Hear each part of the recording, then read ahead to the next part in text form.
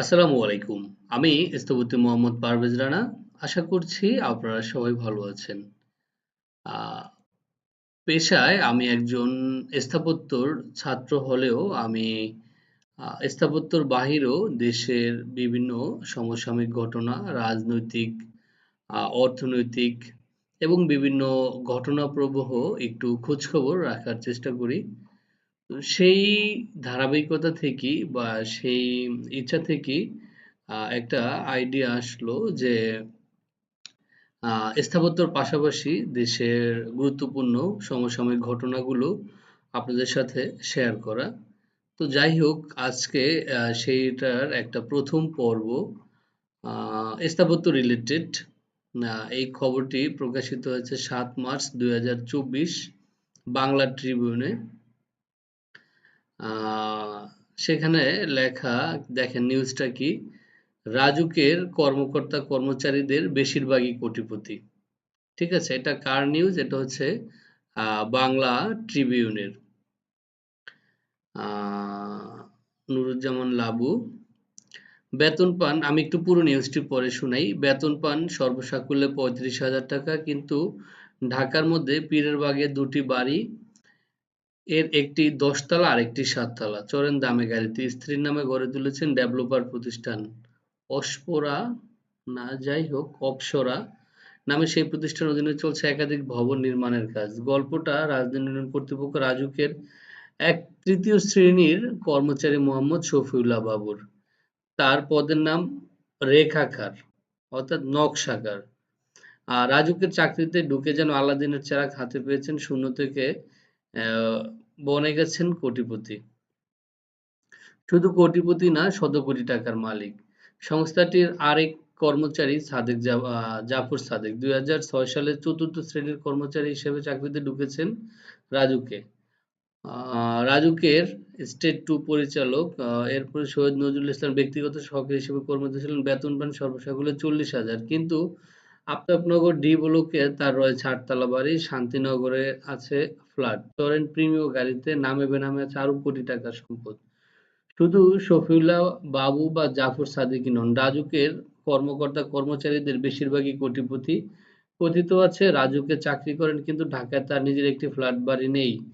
আম এমন কর্মকর্তা-কর্মচারী খুঁজে পাওয়া দুষ্কর। ঘুষ, দুর্নীতিতে ঠাসা রাজুকের চাকরি পেলেই যেন সবাই আলাদিনের চেরাগ হাতে পেয়ে যান। প্লট বরাদ্দ থেকে শুরু করে বাড়ি তৈরির নকশা অনুমোদন, নকশার অনুযায়ী ভবন নির্মাণের দেখভাল, ভূমির ছাড়পত্র, অর্থের বিনিময়ে নিয়ম বহির্ভূত বাড়ি নির্মাণের সুযোগ, রাজুকের প্লট, ফ্ল্যাট বিক্রি, হস্তান্তর, নামজারি, আমোক্তারনামাসহ মালিকানা জালিয়াতি সব ক্ষেত্রেই চলে দুর্নীতি।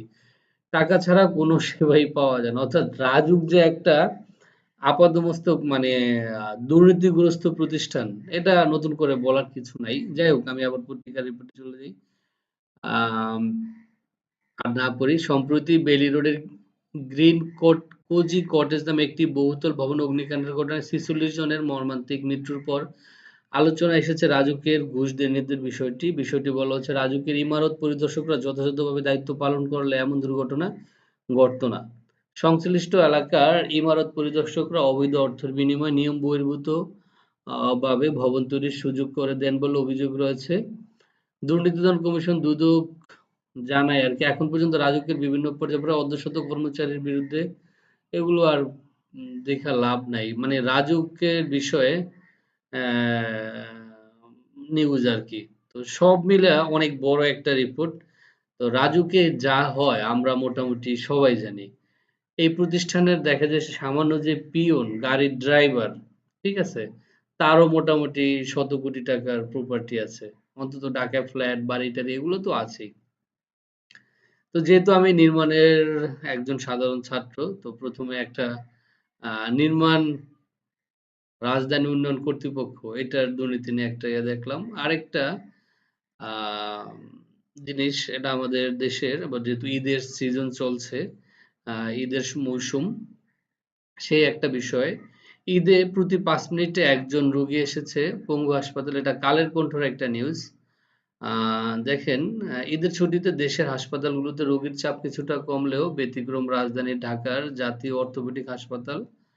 আ যাই হোক পঙ্গু হাসপাতাল নামে পরিচিত নিটোরের জরুরি বিভাগের তথ্য বলছে, ঈদের ছুটির ৩ দিনে দুর্ঘটনা গড়ে প্রায় ২০০ প্রতিদিন গড়ে প্রায় ২৯৫ জন আহত রোগী হাসপাতালটির জরুরি বিভাগে ভর্তি নিয়েছে। এটি অন্যান্য তুলনার চেয়ে সময়ের চেয়ে ১৫% বেশি।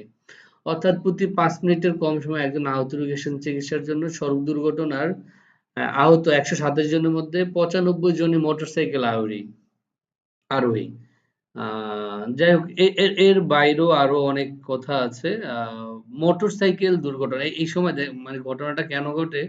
দেখা যায় এই যে ঈদের ছুটিতে শহর থেকে গ্রামে বা গ্রাম থেকে শহরে আম প্রচুর পরিমাণ সব জায়গাতেই মোটরসাইকেল বেপরোয়া চালাতে দেখা যায়। এক শ্রেণীর আ তরুণ উঠতি বয়সের বেপরোয়া গাড়ি চালায়। যার ফলশ্রুতিতে অনেক দুর্ঘটনার খবরও আমাদের সামাজিক যোগাযোগ মাধ্যমে পত্র-পত্রিকায় এসেছে। সেই বিষয়টা গুরুত্বপূর্ণ। এজন্য আমাদেরকে আমাদের পরিবার পরিজনের যারা আছেন, ছোট ভাই, বাবা, আত্মীয়স্বজন যারা বেপরোয়া মোটরসাইকেল চালায়, তাদেরকে একটু সতর্ক হতে হবে।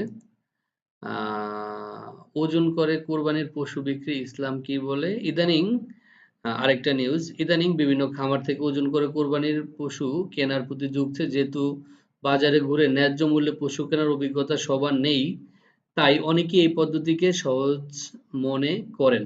আস্ত পশুকে বিশেষ পাল্লায় মেপে কেজি দরে মূল্য পরিশোধ করেন ক্রেতারা। পশু ক্রয় বিক্রয়ের এই পদ্ধতির সঙ্গে এই অঞ্চলের মানুষের পরিচয় বেশি দিনের নয়। অনেকের মনেই প্রশ্ন, এভাবে ওজন করে কোরবানির পশু জায়েজ কিনা?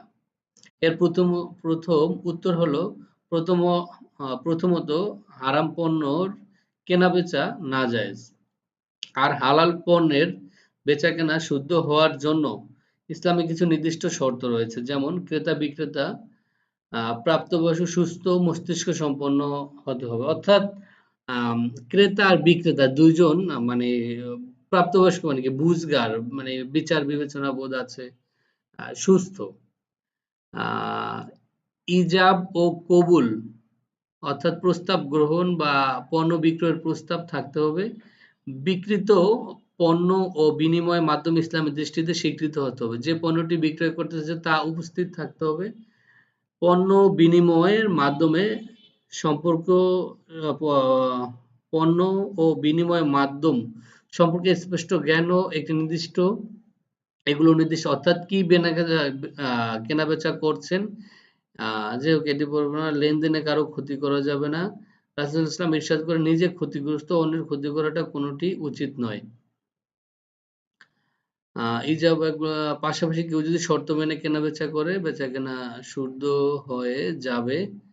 ধোঁকা ও প্রতারণার আশ্রয় নেওয়া যাবে না। ওজনে কারচুপি করা যাবে না।